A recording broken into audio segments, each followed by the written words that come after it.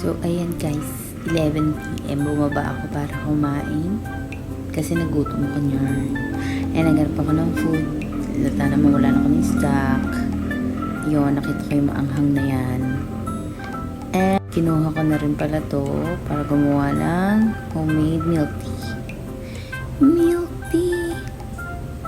Yarn. Tapos tignan mo magic. 1, 2, 3. Tadang! Wait guys, natatawa. Naglalag to habang nare-record ko. Ayan, uminom ako, tapos kumain. Hanggang dulo kumakain ako. Nakikita ko kung gaano kaanghang yan. So yan. Eme-eme.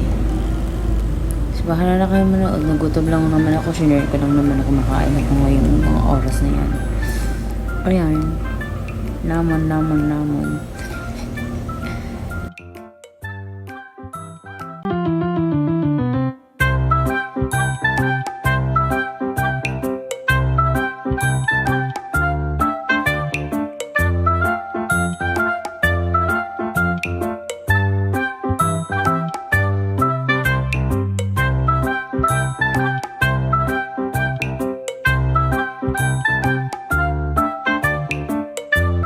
So, ayan guys, nakita niyo kung paano ko maanghangan.